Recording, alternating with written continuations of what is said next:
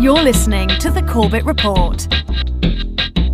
CorbettReport.com. Welcome back, ladies and gentlemen. Welcome back to the Corbett Report podcast. I'm your host, James Corbett of CorbettReport.com, and I am coming to you, as always, from the sunny climes of Western Japan this Tuesday, August 12th, 2014.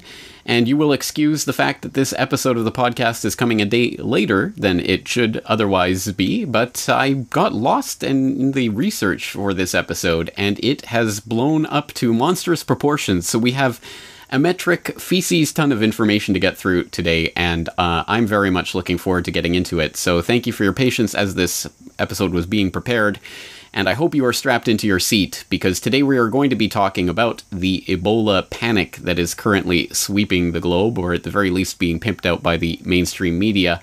And I think there is an awful lot to peel back here about what's really going on. So I guarantee you, no matter how closely you've been following this story, there is going to be information presented in today's podcast that you will not have heard before. So please buckle down and get ready, and get the rewind button and the pause button ready, because there's going to be just a fast and furious amount of information in this episode. And this episode is brought to you by, of course, you out there, of course, the Corbett Report members who do subscribe to the website and donate on a monthly or annual basis, who make the website possible in the monetary sense, but now also, of course, help to make these types of podcasts possible through the furthering of our open source investigation at CorbettReport.com. Of course, members of CorbettReport.com can sign into Corbett Report right now to contribute to our various open source investigations, and there is an open source investigation going on into the Ebola panic right now. They're on CorbettReport.com. I'll put the link in the show notes, as well as the link to all of the things we talk about today. It's going to be an impressive show notes for this episode. And that's all, of course, available at CorbettReport.com. So I want to thank all of the people who have contributed to that comment thread right now on the website. Algorithm of Consciousness, Truth Seeker Always, Joan Redmond, JM, Green Crow, all of you out there, and the many, many more I haven't cited, including Brock West of AP Perspective, who makes an appearance in the comic thread. Thank you guys again. Your input and your feedback has been valuable, and we are going to address some of it very specifically in this podcast episode. Once again, you can get involved in this conversation and contribute to the spreading of this information through those types of comment threads. Once again, you can sign up for a Corbett Report membership there on the website. So let's get into this episode. It is episode 293 of the Corbett Report podcast. It is entitled The Ebola Effekt, hyping the next bioweapon for fear and profit. And it is going to be, as I say, a data dump of information. So let's get ready. And the first thing I want to stress about all of this is, of course, don't panic. The panic button has definitely been hit multiple times by the MSM and the governments of the world and the WHO and the other organizations that are ramping up the fear right now, demonstrably so that this is now covering and dominating a lot of the coverage of the CNN and outlets like that. And as always, if the MSM wants you to panic about something and wants you to go into a tizzy, it's probably best to go the other way. And I would say that for anyone who is in a country in which the Ebola virus has yet to transmit from person to person, i.e. anywhere outside of West Africa, when we're talking about this 2014 outbreak specifically, please don't panic at this point. I'm not saying that it's not possible for this virus to become truly pandemic, but at this point it is not. And honestly, it is a greater detriment to your health to worry about health crises like these that you have not been exposed to yet and do not have a possible exposure vector at this point than it is to actually be worried and prepared and hunkering down and getting your supplies ready for the zombie apocalypse, which is probably not going to come. So again, I can't definitively say how this pandemic is going to play out from here, but I can say that the panic at this stage is absolutely unwarranted.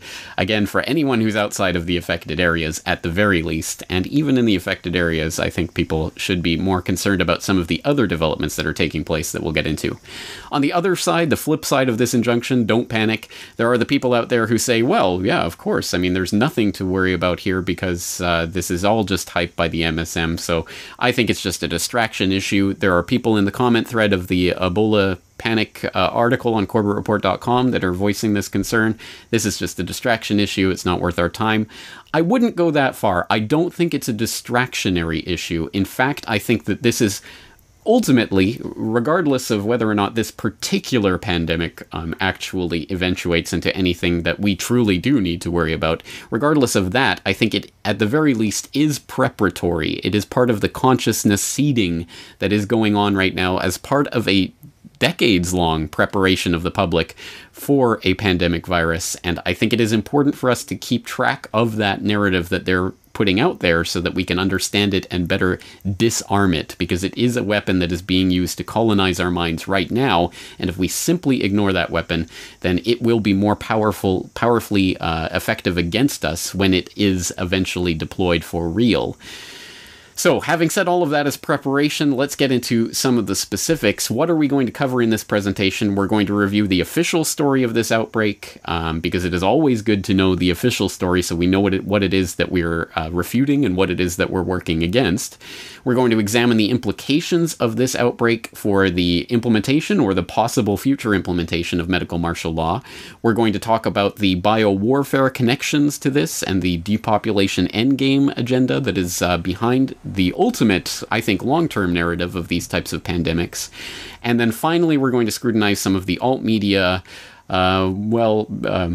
claims that are being made right now that I think are unwarranted, because just because the MSM is wrong about everything does not mean that the alt-media is right about everything. So let's start, as we usually do, by just taking a look at the official story, what we're expected to believe about this, and we'll start with the official story about the Ebola virus itself from the WHO.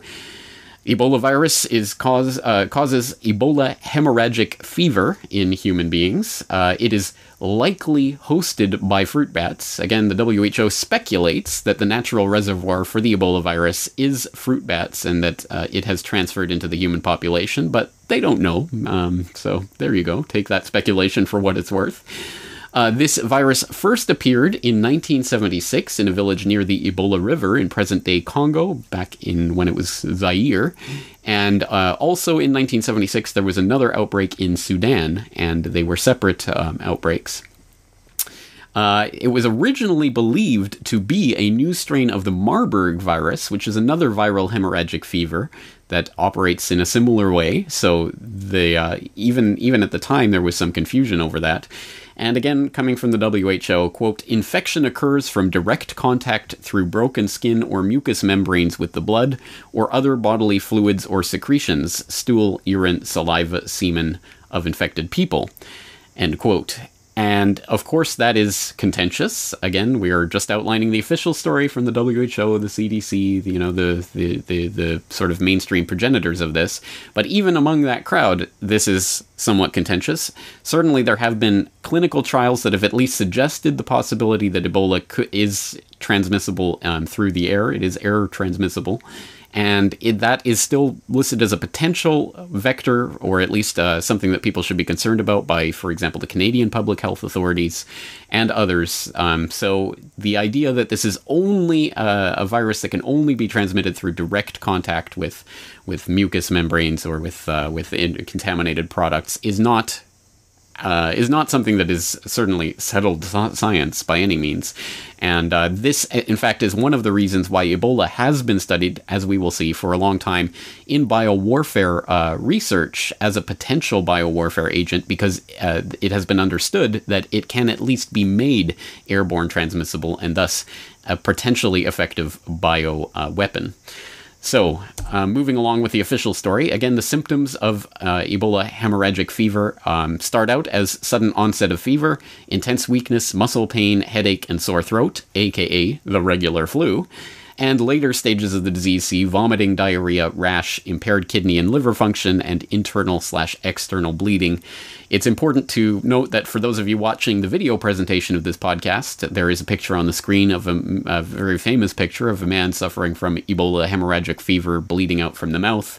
This is one of the less graphic versions of these types of pictures, which are widely available online and widely used to illustrate stories about Ebola and the types of official CDC and WHO postings, because, of course, it is an extremely effective image. But as people who are doubting this, the Ebola panic and hype, like John Rappaport point out, this is certainly not the necessary or even necessarily the typical presentation of this disease. So it's a psyop in and of itself to present and to dwell on these types of images rather than on a lot of patients who do not exhibit this type of disgusting, painful, bleeding type of presentation of the disease at all. Again, moving on with the official story, again, officially coming from the WHO, there is no licensed or authorized treatment or vaccine for Ebola virus.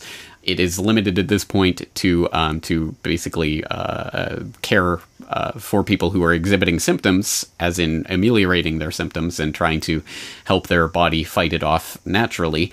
There was a serum that was derived from patients who had survived the 1995 Congo outbreak of Ebola that was tested on 8 patients during that outbreak, and 7 of them survived, which at the time was posited as a potential sign that the serum was effective, i.e. you could derive a serum from the blood of people who had survived the virus that would help others in combating the virus. Although that has been much disputed, and there are other studies that have come out since saying no, the common factor among those who survived was their age. It had nothing to do with the serum. So that's a very highly contested study, but that's part of the official story as well. Now, there's a couple of products that are now being experimentally tested, as I'm sure you've heard about in recent days and weeks, and as we will get into more later in this presentation. One of them is an RNA interference drug developed by Techmira Pharmaceuticals under a $140 million DoD contract, the Department of Defense, the U.S. government, of course. And the other is MAP Biopharmaceuticals with a product called ZMAP, a so-called plantibody produced in genetically engineered tobacco plants. Again, we'll get more into that, but basically, the long story short, the virus is engineered into the tobacco plants that then develop antibodies which are harvested from the plants and used as part of this concoction, this antiviral cocktail.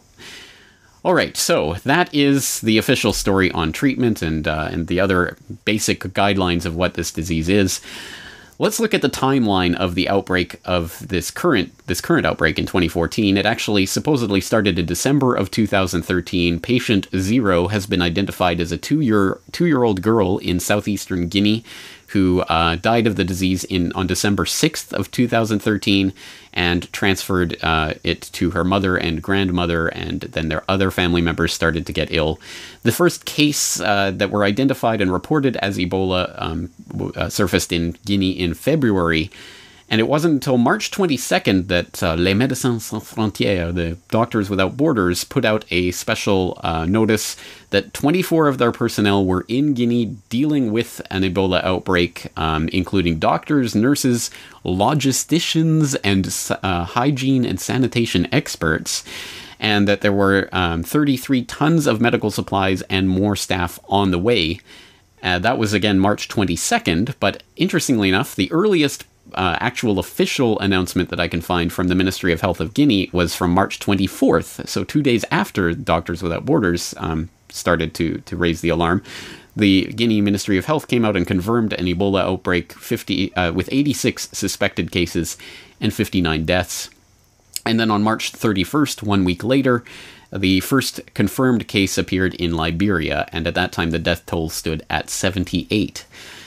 Skip ahead to April. Early April, West Africa begins mobilizing to fight the spread of the disease. The details on this are rather shaky, but it obviously involves more close measurements and cracking down on border crossings and things of that sort. By the end of May, there was the first confirmed cases in Sierra Leone, and the death toll had reached 187 by that point. On June 16th, the WHO released a report that confirmed 333 deaths, making it, by that point, the deadliest outbreak ever. The previous most deadly outbreak was, in fact, the first ever outbreak in Zaire, the Congo, in 1976, in which 280 people died. Out of 318 reported cases, a staggering 88% fatality rate, which, again, gives you a sense of just how deadly this virus can be at certain times. But it's also important to note, as some people, again, in the comment thread on our open source investigation on CorbettReport.com do note, that the more deadly a virus is, the less likely it is to go pandemic or epidemic, because it is difficult for it to transfer from host to host if the hosts keep dying off very quickly. So an 88% fatality rate virus is, of course, very worrying for those who do contract that virus, but it is much less likely to go pandemic or global if people are dying in those types of numbers. So there is a certain fatality percentage tipping point, I guess, at which point the likelihood of pandemic actually goes down. Something to keep in mind.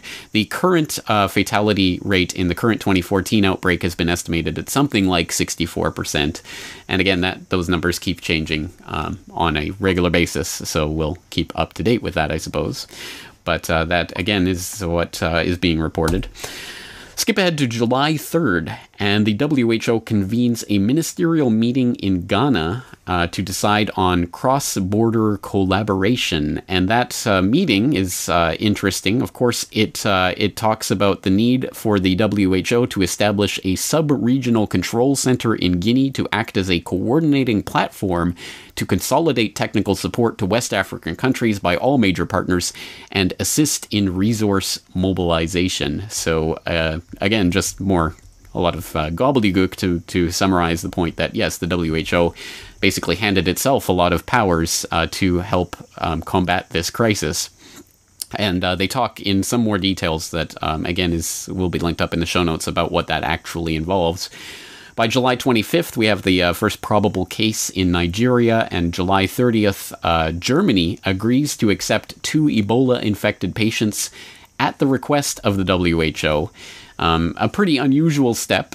There are not many countries clamoring to accept Ebola-infected patients for treatment at any previous time, in any previous outbreak. This has not happened before, so it is interesting in that it is precedent-setting, although at least in the German case, going to a university hospital in Hamburg, they use a very stringent BSL-4 type airlocks and other procedures to make sure that it is a very tightly controlled environment. However, in August of 2014, just earlier this month, of course, we had Dr. Kent Brantley and Nancy Wright-Ball, 2 American aid workers in Liberia, transferred to Emory University Hospital in Atlanta for treatment of their own. And again, I'll let you take a look at the open source investigation we're doing on CorbettReport.com. But if you actually compare, for example, the steps at the Hamburg University Hospital versus this Emory University Hospital, and what state they're in there in terms of quarantining or keeping these subjects sealed off from the outside public, it seems like there's nothing more than a glass partition keeping them from the general public, which is very interesting because previous protocols established by U.S. AMRID and published in the U.S. AMRID documents from 2002 show that there was the requirement of BSL-4 biosafety laboratory level 4 safety requirements at every stage of treating and handling an Ebola-infected patient, and yet now the CDC claims to operate this Emory University Hospital special isolation ward where there isn't even, as far as I'm aware, the proper airlocks and procedures in place that would be required of a BSL-4 type environment. So, again, there are some precedent-setting things happening here. I don't think it necessarily means that this is something to worry about, even if you are in Atlanta, but I think it is important for the precedent it's setting. Also, of course, just last week, there was a Spanish missionary flown from Liberia for treatment in Spain, so this is becoming something, again, as I say, of a precedent that's already seems to have been accepted into standard practice. On August 11th, The latest update from the WHO at the time of recording of this podcast, the WHO reported 1,848 cases total in Liberia, Nigeria, Sierra Leone, and Guinea, with 1,013 reported deaths. So again, somewhere around that 60% fatality rate as of current recording. Okay, so that's kind of the official story. The question is, so what? Obviously, the government, the WHO, the establishment media, they're all pimping this Ebola virus fear porn. They want you to be afraid of this, so why should we care? Why do they want us to be afraid? Does this matter? Is this just a distraction? Well, a few points to be made here. First of all, the fear that they are pumping out right now is used as an excuse either for the implementation of medical martial law or at the very least for the softening of the public when it comes to issues of medical martial law, more on which in a moment. The fear is used to sell the public on the necessity or efficacy of expensive new treatments, more on which in a moment. And the fear is used to prepare the public for accepting a worldwide pandemic that wipes out large numbers of people, more on which in a moment. Let's talk about medical martial law. What is medical martial law? Well, I'm sure you're probably familiar by now with the concept of martial law. That is the rule by fiat decree of military or police authorities, the suspension of civil rights, etc., in a time of declared emergency. And this medical martial law, exactly as the name implies, is martial law done for the purpose of a medical emergency. Obviously, for delivering medical aid, because the authorities care so much about you, they must suspend your inalienable human rights that are not granted by any government, but they can be revoked, apparently, in times of emergency, or that's what the authorities, so-called, self-described, would want you to believe.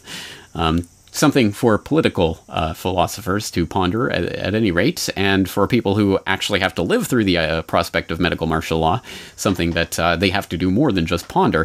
For more on this issue of medical martial law, you can take a look at our full, complete podcast-length exploration of that subject back in episode 86 of the Corbett Report podcast, which again will be linked in the show notes for this presentation, so that you can go and familiarize yourself with more about this idea of medical martial law. But I guess the question is, well, is this something that's just coming into view now? Is it something that they're just trying to seed into the public consciousness now? Of course not. This has been a very long, very careful preparation of the public for the concept that we may just have to suspend all your rights and rule over you with the military in the event of a medical emergency. And just for one example, one data point on the chart that paints the picture of that, we can go back to October 4th, 2005, at a presidential White House press conference in which a very scripted question is asked of George Bush about the then developing concern over avian influenza. Mr. President, you've been thinking a lot about pandemic flu and the risks in the United States if that should occur. I was wondering, Secretary Leavitt has said that first responders in the states and local governments are not prepared for something like that. To what extent are you concerned about that after Katrina and Rita? And is that one of the reasons you're interested in the idea of using defense assets to respond to something as broad and long-lasting as a flu might be? Yes. Thank you for the question. I am concerned about avian flu. I'm concerned about what an avian flu outbreak could mean for the United States and the world. I have thought through the scenarios of what an avian flu outbreak could mean. I try to get a better handle on what the decision-making process would be by reading Mr. Barry's book on the influenza outbreak in 1918. I would recommend it. The policy decisions for a president in dealing with an avian flu outbreak are difficult. One example, if we had an outbreak somewhere in the United States, do we not then quarantine that part of the country? And how do you then enforce a quarantine? It's one thing to shut down airplanes. It's another thing to prevent people from coming in to get exposed to the avian flu. And who best to be able to effect a quarantine? One option is the use of a military that's able to plan and move. And so that's why I put it on the table.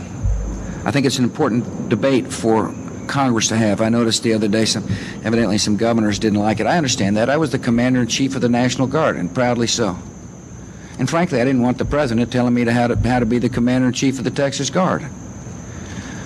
But Congress needs to take a look at circumstances that may need to vest the capacity of the president to move beyond that debate. And one such catastrophe or one such challenge could be an avian flu outbreak. Indeed. Well, how do you enforce a quarantine? Who would be best able to effect a quarantine? Very interesting questions indeed from the Commander-in-Chief, and unfortunately not rhetorical questions, questions that have been answered in various ways by various legislative moves on the political table, including the creation of something called the Model State Emergency Health Powers Act. And that mouthful was brought to you by the CDC, which created a grant to give to the author of this legislation. It's a legislation template that is passed individually by states in the United States, and so far has been passed by 33 states. And this legislation is pretty worrying if you actually start to read it. It allows governors of states that pass this legislation to quarantine and or vaccinate entire populations with or without their consent, to overturn property rights, to use whatever facilities the government deems necessary in whatever way it deems necessary for the implementation of quarantines or delivering of medical aid or whatever they deemed it to be necessary for. It also specifically allows the mobilization of quote-unquote organized militias to deal with the emergency, which includes the National State Guard, but includes any other type of state-recognized military assembly. And, of course, it allows the governors to ration goods as they see fit during the duration of the crisis. So it is pretty worrying in terms of the suspension of civil liberties that it has embedded right into it. And as I say, this was created in 2001 in the wake of 9/11 during the anthrax scare. It was revised in December of 2001. It's so far been passed by 33 states. The last time we saw a big push for this and the passage of this act was back in the 2009 swine flu scare. And you can see more from episode 86 of this podcast about that and how it was used at that time to help pass it in even more legislatures around the country. So that's something to keep an eye on. Is your state signed up to the Model State Emergency Health Powers Act? Has it passed that legislation in whatever form? And if not, is it thinking about doing so as a result of the Ebola scare? Something to keep in mind for this particular scare. But again, this all seems very theoretical. How about the actual implementation of medical martial law as a result of Ebola 2014? And that is, in fact, taking place in the affected countries in West Africa, although you wouldn't know that from searching the term medical martial law or any combination of those terms in a Google search. This is pointed out in an excellent article by TruthStream News, which I'll point you to as a good source on this emergent Ebola scare, which points out that if you search medical martial law or any sort of combination of those types of terms, you won't find anything. But if you replace martial law with simply troops or soldiers, you start to see some very disturbing stories popping up through the news searches. One of which shows that last week, Liberia declared a 90-day state of emergency and the suspension of, quote-unquote, some civil liberties, and that people in Liberia are very scared of what this means, as we can see by stories from the Associated Press and other outlets that are reporting that, for example, relatives are now hiding members of their family that have developed a fever for fear of quarantine, for fear that the entire family will be scooped up and thrown into quarantine, and the healthy members of that family will be in quarantine with infected Ebola patients, thus much more likely to actually get the disease. We see other stories, similar stories along those lines, including families that just dump the bodies of dead family members in the street, because again, they don't want authorities knocking on their door to quarantine them all. We've also seen Sierra Leone deploy an entire battalion of soldiers in order to enforce their own quarantine restrictions. And so far in the United States, we've seen the CDC, the Center for Disease Control, declaring a level 1 emergency, which is its highest level, highest state of emergency, and something it has not declared since that 2009 swine flu crisis, which of course killed far fewer people than the average flu, but let's not worry about that. And the WHO has declared a public health emergency of international concern. This is an exceptionally important thing that I've seen really no one else picking up on in the alt media or reporting on, so let's talk about it. What is a public health emergency of international concern? This is a special state that can be declared by the World Health Organization under something called the International Health Regulations, which is an agreement that's been signed on to by 194 countries around the globe, which I think is just about every country on the planet. And all of those signatories to that agreement allow the WHO, in the event of a public health emergency of international concern, a PHEIC, to gather and share data on the crisis or restrict travel anywhere in the world with or without governmental consent. The WHO can declare that travel into or out of any given country is not allowed under this agreement.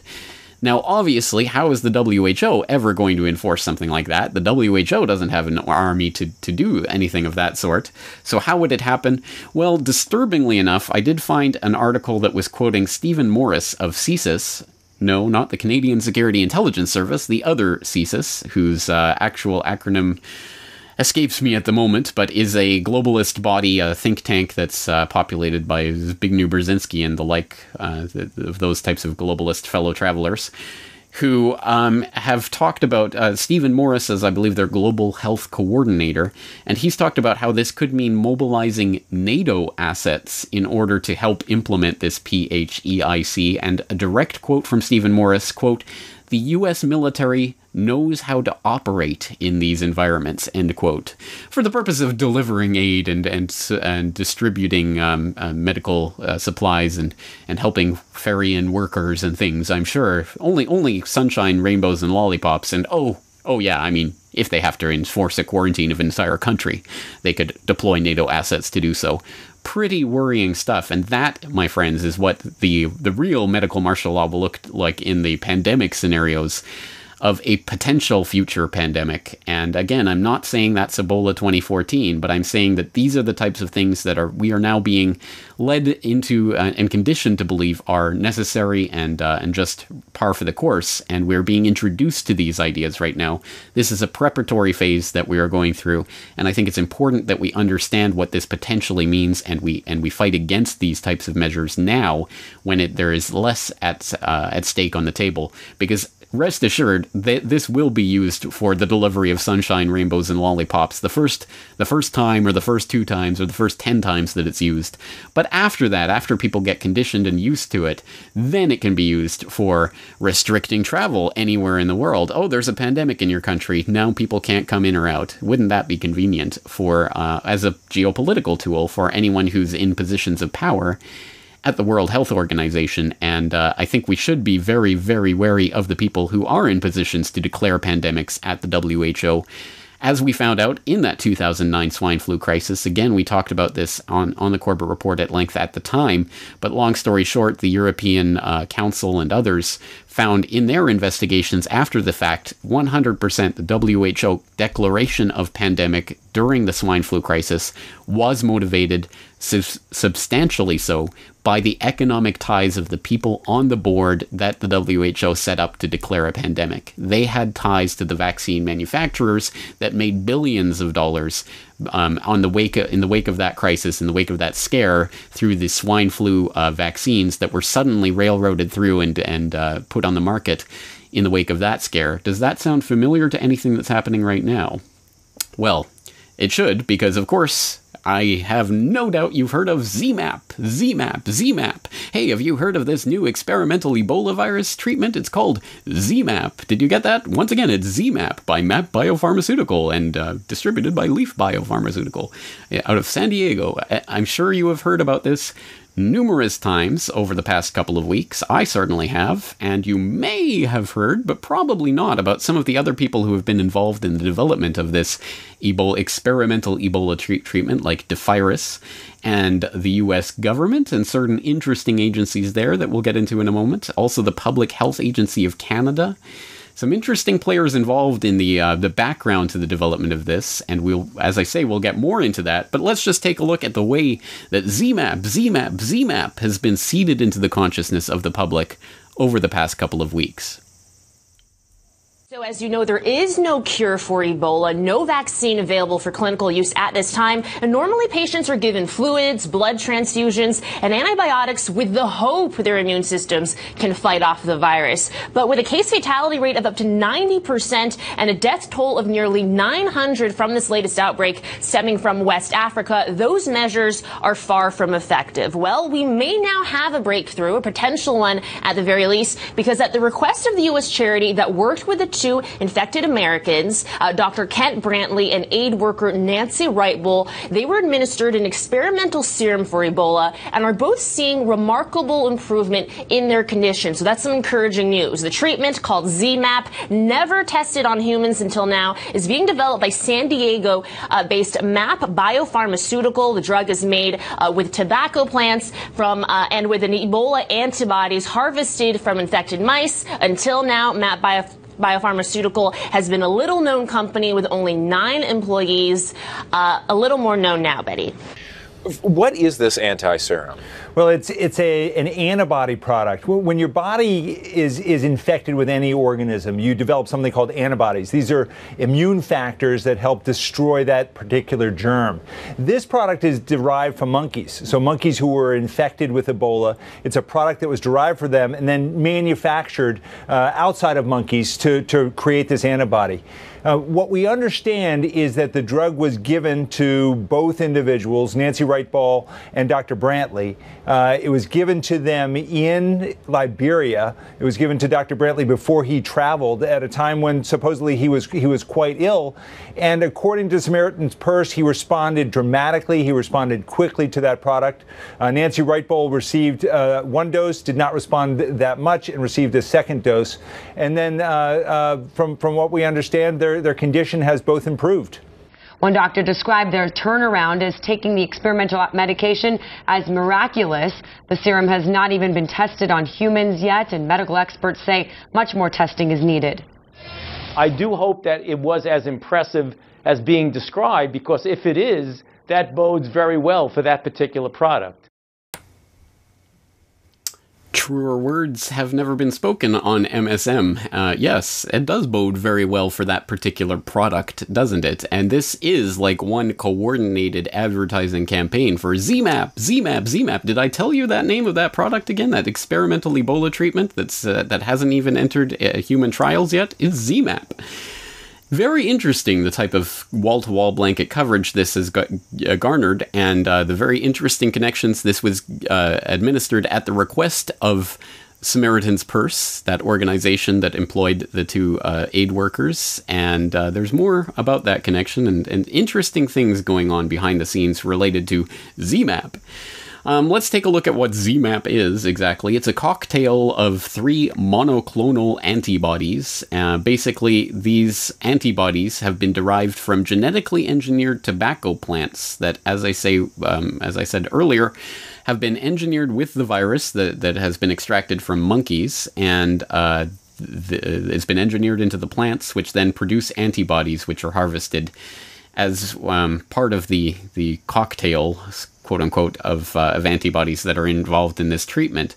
ZMapp was apparently identified as a drug candidate in January 2013 and has not entered clinical testing on humans yet, and the WHO, lo and behold, now the WHO is putting a team of bioethicists together to examine and evaluate the guidelines for using experimental drugs in emergency situations, because now they're thinking about rewriting the entire rules and procedures for the implementation of new drugs on the back of this. That should be worrying for anyone on the planet. I don't care how conspiratorial or unconspiratorial you are. The idea that now the very rules and procedures for testing and experimenting and bringing drugs to market is being rewritten because, in the wake of an emergency, you might need to do that suddenly.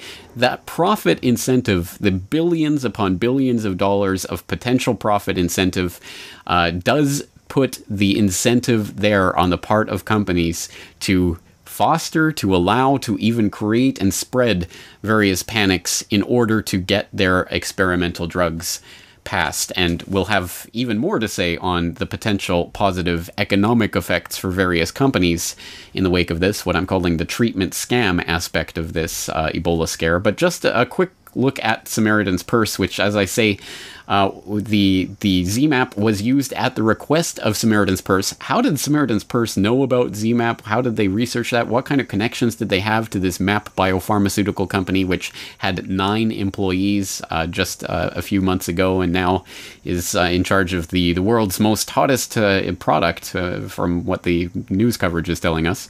Well, Samaritan's Purse also hired a plane to fly those aid workers out, and someone did the background on this, the research, and I'll link to that obviously in the show notes, that shows that the plane that they used specifically, being operated by Phoenix Air, is a suspected CIA rendition torture plane. That's right, one of those planes that have been tracked around the world by various plane spotters who were making note of the various planes that the CIA was suspected of having used in their rendition and torture program back last decade, back when the CIA tortured and rendered people. I mean, clearly that's not happening now.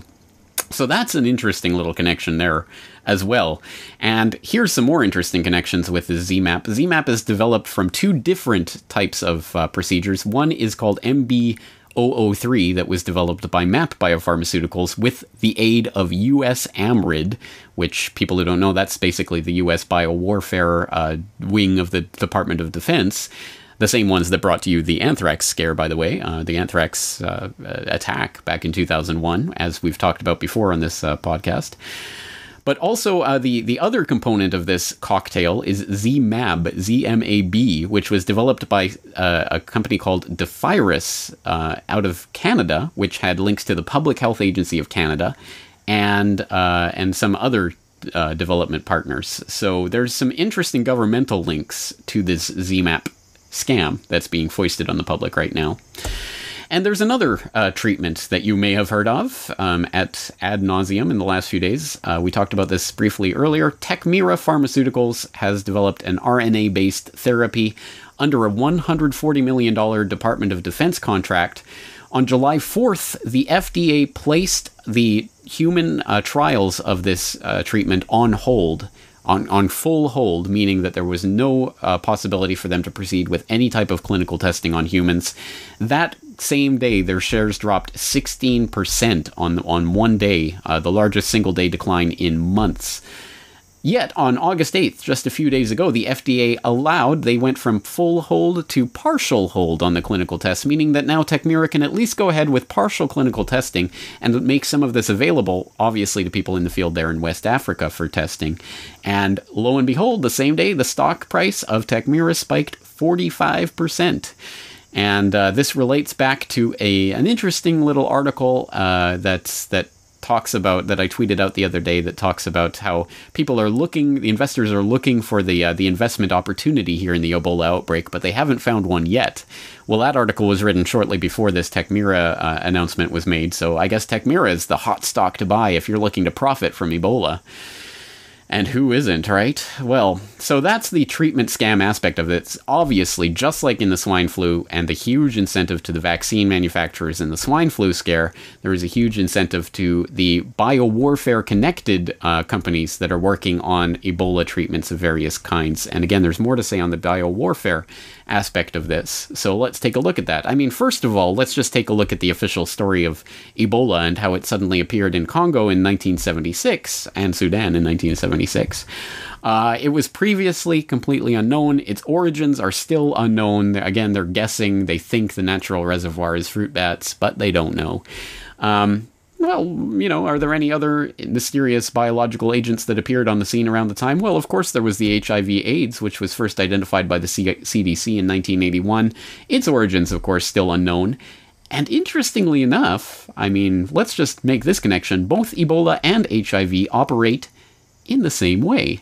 This comes from a Reuters article that was posted on December 1st, 2001. It's up on the screen for those watching the video presentation, but it's probably too small to read, so I'll read it for you. Again, this comes from Reuters, December 1st, 2001. AIDS and Ebola found to use same mechanism to spread in body. Quote, "The viruses that cause AIDS and Ebola, 2 deadly, contagious, and highly feared diseases, spread through the body using the same mechanism," US-based researchers said on Friday. The researchers, led by Dr. Paul Binayes of the Aaron Diamond AIDS Research Center at New York's Rockefeller University, said they hoped their finding might lead to the discovery of new drugs to help treat HIV and Ebola infections. Their study, published in the December issue of the journal Nature Medicine, shows HIV and Ebola use a protein called TSG101 to bud from the cells they infect. Both viruses hijack cells, inject their genetic material, and turn the cells into little virus factories. New copies of the virus bud from the cells in one of the steps of this process before going in search of new cells to infect. As both HIV and Ebola bud, TSG101 attaches to the virus and helps it to emerge from the cell, the researchers reported. They said it might be possible to design a drug that interferes with this process. That would presumably prevent the spread of the virus in an infected person. It's remarkable to see two different viruses share a common budding mechanism, Benayes said in a statement. It is remarkable to see two completely different viruses that both spontaneously popped up in Africa in the late 1970s using the exact same mechanism never seen before or since in any other virus to spread throughout the human body, creating deadly epidemics, isn't it? And, that's fuel for the fire for the talk that has long circulated about AIDS as a bioweapon, and a topic which is ripe for further investigation in future editions of this podcast, I'm sure. But let's take a look now at this specific instance of biowarfare as it relates to the Ebola outbreak going on right now. This has been pointed out by some researchers, including the Bird Flu 666 blog, which noted that Tulane University's researchers collaborated with US AMRID back in 2007 on a project funded by the National Institute of Health to the tune of $3.8 million to develop test kits for detection of hemorrhagic fever. And the testing for that took place in Sierra Leone. And hemorrhagic fever, of course, like Ebola, of course, in this case, it was specifically directed at Lassa hemorrhagic fever, but again, very similar in terms of their effects. 2009, Tulane University researchers led a $7.1 million granted NIH project, National Institute of Health project, to continue that test kit development. And that has gone on, presumably, in the years since. Fast forward to 2014, and on July 23rd, Sierra Leone government announced that Tulane University would stop Ebola testing during the current Ebola outbreak. One more time, Tulane University to stop Ebola testing during the current Ebola outbreak. This relates back to a particular hospital that the Tulane University researchers are at, and which their grant funds from the NIH are helping to fund, which is the main now Ebola testing and treatment was the main testing and treatment facility in Sierra Leone during the onset and the early stages of this crisis. Again, Tulane University researchers were helping to fund the Kenema Government Hospital there in Sierra Leone, and that was where their testing that they were working on was taking place, testing for Ebola in this case. Now, interestingly enough, on August 7th, the National Institute for Health announced that they would not renew the Tulane University contract in November. It was due to expire in November of this year. NIH is not going to renew that contract for the testing of these test kits for hemorrhagic fever. And again, interestingly enough, the Sierra Leone government has announced that the Kenema Government Hospital will no longer be the facility that is going to treat or accept new Ebola patients. They are now going to a separate research facility not connected with Tulane University.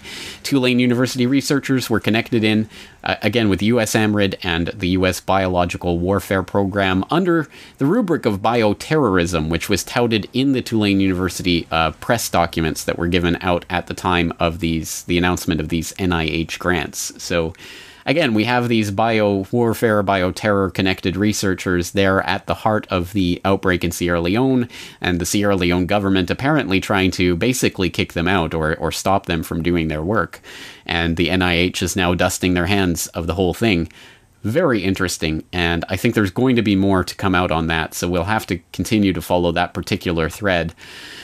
Speaking of threads and some of the information that we can look at, with regards to this biowarfare aspect, let's take a look at the comment thread in that Ebola pandemic open source investigation on CorbettReport.com. One of the commenters there, Anna Brix Thompson, who's contributed quite a bit to the MH17 open source investigation we have going on as well.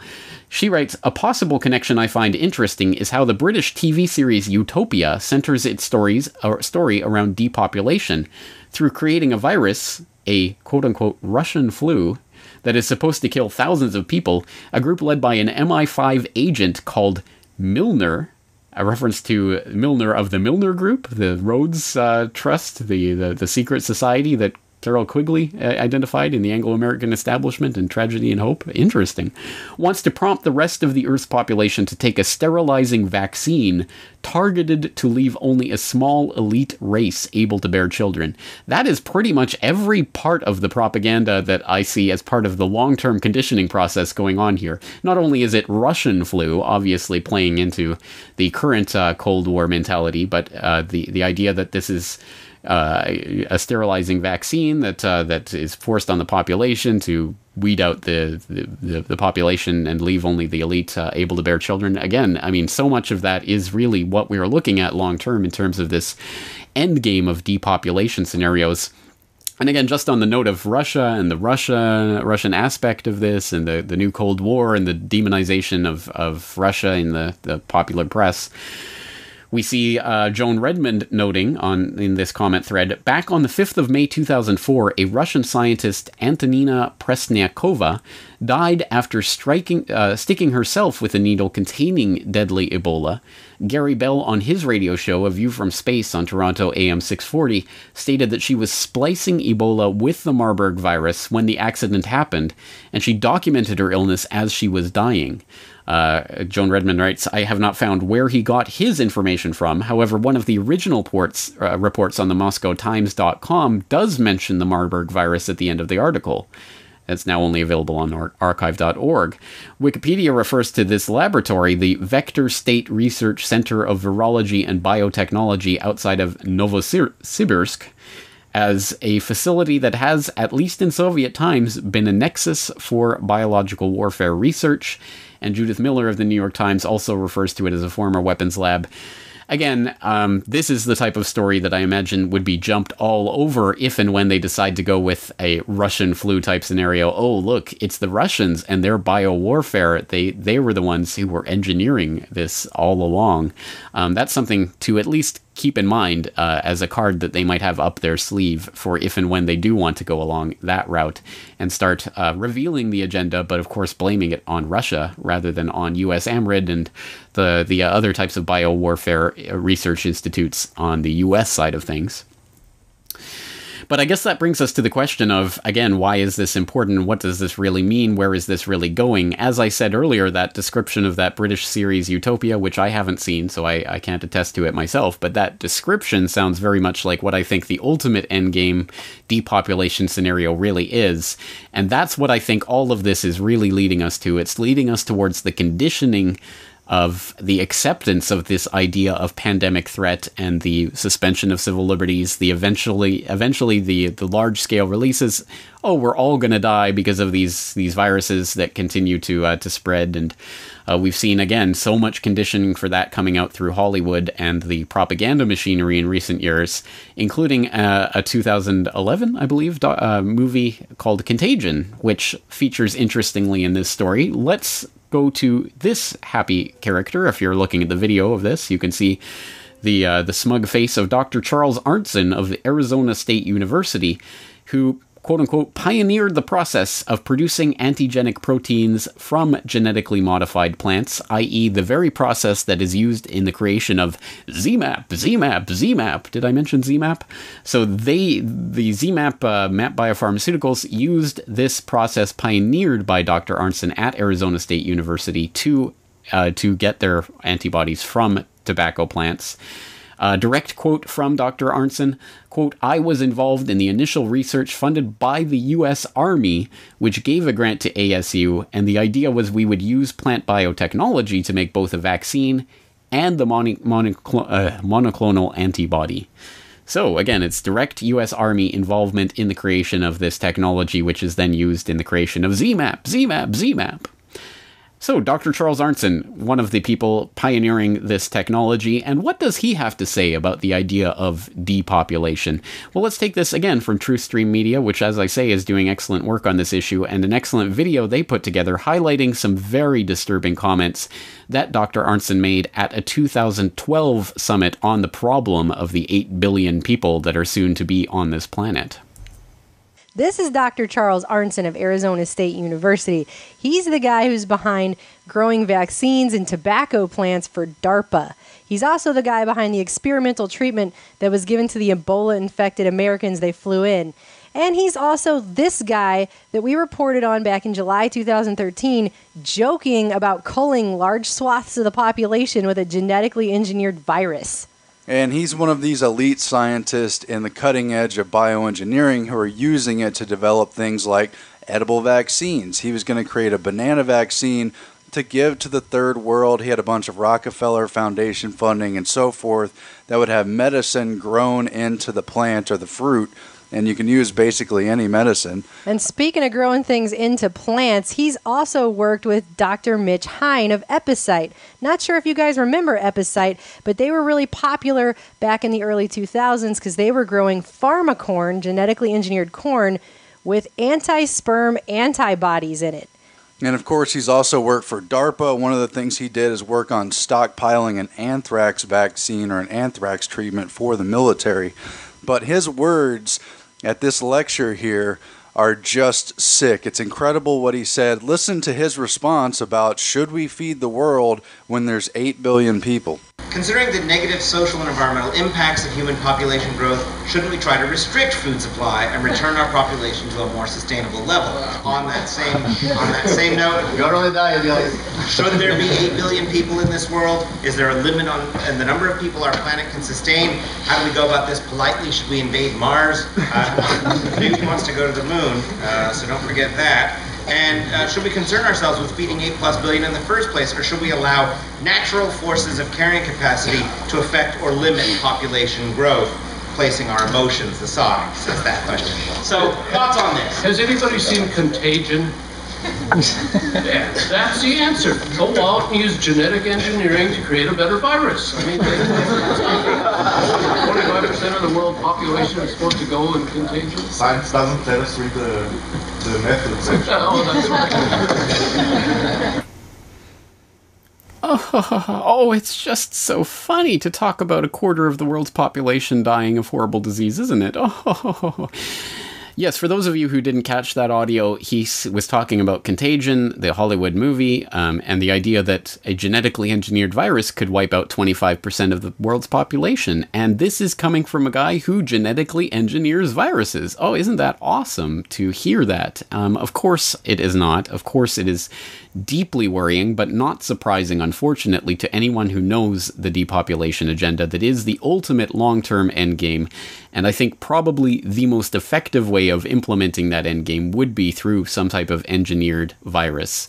And I think that is that is at the very least a card that is in the deck. And I really do think that we should understand that, and we should understand that these types of Ebola outbreaks and the like, which again, I don't believe at least at this point, Ebola 2014 is not going to be the implementation of this, but it is another data point in the conditioning of the public to expect these types of pandemic viruses to ultimately start wiping out large segments of the population. And who knows, one day it might be just released on whatever shadowy boogeyman terrorist group they decide to invent that may or may not even exist, that is supposedly releasing these bioweapons, and who knows where from or how they did it, but they're taking out greater and greater swaths of the globe as they do so, and we have to be hemmed into tighter and tighter and more controlled cities as a result. And civil liberties, what's that? That's only for people who aren't in emergencies.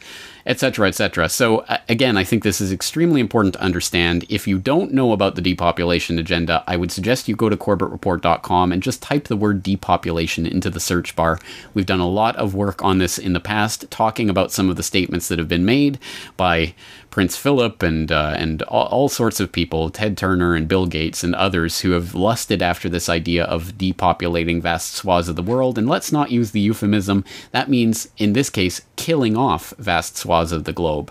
It's one thing to talk about just sort of breeding ourselves out of existence, you know, just having less children or something. It's another thing to talk about engineering corn to contain anti-spermal antibodies that basically make men sterile, and then feeding it to third world populations, as is done, as was talked about in that video by Epicite and others. So again, we have to be aware of this agenda and what's going on. And in this regard, probably one of the most interesting in this particular regard when talking about Ebola was the statement made back, I believe, in 2006 by Dr. Eric Pianka of University of Texas, in which eyewitnesses claim that in his one of his speeches, I believe a speech in acceptance of some sort of award that he was winning for his research, his biomedical research, he talked about the ultimate need to reduce the population and how wonderful it would be if and when, you know, the Ebola virus starts to wipe out 90% of the globe, a statement which received standing ovation, again, according to eyewitnesses who were actually there at the speech. So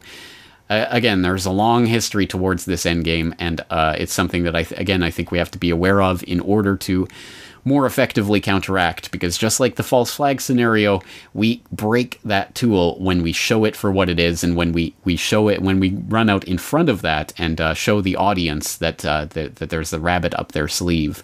So let's work on bringing more information to this subject. But on that note, I think we should clarify a couple of things that I've seen in the alternative media that I think need clarifying, or more accurately debunking, because they have garnered quite a bit more attention than I think they should. One of which is this idea that Obama has signed an executive order to allow detention of well persons, even specifically in the wake of this Ebola outbreak. This relates, in fact, to an executive order that was originally penned by George Bush a decade ago, and that order was signed in the wake of the SARS hype, and specifically mentioned the severe acute respiratory syndrome in that executive order.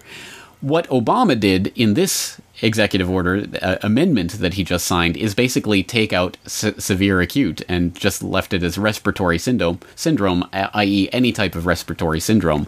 Now, the implication supposedly in the headlines that are being generated in the alt media is that this has to do with the Ebola virus. It does not. The original executive order, when you go back and read George Bush's executive order, specifically mentioned Ebola. It said hemorrhagic fevers, including Lassa, Marburg, Ebola, Crimean Congo, South American, and others not yet isolated or named. So that was specifically included as one of these diseases which could be used to implement a detention or seizure of people and quarantine, etc. And so that was already on the books. Obama didn't touch that. That had nothing to do with Ebola, what Obama did. What Obama did was expand it, really, for the inclusion of such things as Middle Eastern respiratory syndrome, MERS, which has gone under the radar in the wake of this Ebola hype, but is still out there and still potentially going to be the next big panic that they want to worry us about. So this new executive order amendment doesn't have anything to do with Ebola specifically, but it is something to keep in mind about medical martial law in general. Another thing that I would like to debunk is something of a red herring. There's been a lot of press in the alt media about the CDC has patented Ebola, and that seems to be about the extent of the research that most people put into this claim. Well, I don't think that that's exactly what's happening. Let's put this on the record. The patent is CA2741523A1. Human Ebola virus species and consumptions and compositions and methods thereof. And people are saying this is a patent of the Ebola virus. Well, not exactly. It's a patent of a specific strain that has been engineered. Specifically, reading from the description of the patent, compositions are provided that are operable as immunogens to elicit an immune response or protection from Ebola challenge in a subject such as a primate. Inventive methods are directed to detention and treatment of Ebola infection. Basically, this is a long way of going to say that that what they're talking about is a very specific strain of Ebola called Ebobun for short. It's Bungiona or something. I'll have to look that up. Of course, I'll put the link in the show notes. It's very specifically talking about the immune response and treatment of this. And a lot of people are saying, oh, look, this means that CDC has engineered Ebola or something of that sort. Well, a couple of things to keep in mind. First of all, the current strain spreading in the Congo is not the Ebobun strain of Ebola virus. It is related to the Zaire strain, 97% relation. And for people who are really interested, I'm going to put in a very technical link to plos1.org in the show notes to a very technical study for the microbiologists in the crowd. Clock routing further demonstrates that Guinea 2014 EBOV is a member of the Zaire lineage, which talks in great detail about how this is not the Bundibugyo strain of the virus. This is related to Zaire Ebola virus. So it is not the same strain as is talked about in the patent. So in that respect, this has nothing to do with that CDC patent. Another thing to keep in mind is that this is not the first or only virus that CDC has patented. In fact, this is, I don't want to say a common practice, but it is something that CDC has done before and will likely do again in the discovery of new strains of various viruses. For example of that, we can turn to a 2003 article from the Associated Press. Scientists race to patent SARS virus. Efforts to claim property rights spark ethical debate. Quote, researchers around the world are racing to patent the SARS virus and its genetic material, rekindling criticism of laws that allow people to claim intellectual property rights on living things. Several biotech and pharmaceutical companies, the U.S. government, and researchers in Canada and Hong Kong have filed SARS-related patent applications in recent weeks, claiming ownership of everything from bits of genetic material to the virus itself. Nonprofit and government agencies said their applications are intended to keep the SARS work in the public domain, while private companies said patents will protect their research and development and possibly lead to drug royalties. The Centers for Disease Control and Prevention, for instance, claims ownership of the virus and its entire genetic content. Rather than trying to profit if such a patent were awarded, the CDC says its application is to prevent others from monopolizing the field. The whole purpose of the patent is to prevent folks from controlling the technology, said CDC spokesman Llewellyn Grant. This is being done to give the industry and other researchers reasonable access to the samples, end quote. So there is the official story about why the CDC patents viruses. If they didn't do it, there would be companies that would do it. And the CDC says, well, we make it part of the public domain. We let researchers study it. If a private company came along and patented Ebobun, for example, that would mean that if you actually did contract that particular strain of Ebola virus, you would have to go to, or even if you wanted to look at potential cures for that strain of Ebola virus, you would have to be granted a license by the patent holder. So at least on the surface level, it makes sense why the CDC does that. Their official story is that they're putting it out in the public domain. You can ascribe ulterior motives to them, but again, the proof is in the pudding. When and if the CDC restricts access based on their patent and starts charging people, for example, for the right to examine a virus, then we will be able to say, look, aha, they're doing this because of that. As far as I know, that has never happened, and no one has ever complained about that. So at this point, the CDC patent on Ebobun is a double red herring. A, it has nothing to do with the 2014 strain, and B, it is not being used to prohibit people from looking at that strain, at least as far as anyone has reported. Again, I'm willing to be corrected on that point, but I think at this point, the CDC patent is a red herring. It does not mean that the CDC created or owns the Ebola virus. Although, as I say, I'm certainly open to the possibility that Ebola virus is a bioweapon that was created. But this is not proof of that. So let's not spread that information as if it was proof of anything. All right, that's going to end our our examination today, again, a ton of information. So there are a ton of links in the show notes that you can explore at your leisure. And of course, you can explore the open source investigation that we're doing at CorbettReport.com, the thread with dozens and dozens and dozens of comments there with research and links, all sorts of information. As I say, don't panic. If you are in any country other than Liberia, Nigeria, Sierra Leone, or Guinea, and even then, you probably should not be panicking and soiling yourself over the possibility of contracting Ebola, at the very least until we start seeing transmission in other countries. And also, we should remain skeptical of every single thing that is being promoted in the mainstream, in the alternative media, things that you've heard today. Again, be skeptical, search for this information, look for it yourself. But I think ultimately this is about the preparation for potential future pandemics and the preparation of the public consciousness to accept those. All right, as I say, that's going to do it for today. If you want to contribute to this ongoing investigation, of course, you can sign up for a Corbett Report membership. And I'd also like to, of course, thank everyone who has contributed to purchase a copy of the Century of Enslavement DVD. For all of you who have been patiently waiting for the past month or so for your order, they are being fulfilled this week. You will receive an email when it gets sent out to you. It should take 2 weeks from that point. My apologies on the delay in getting these orders out, but unfortunately my computer problem put my DVD production well behind schedule, so I'm just getting back on track with that.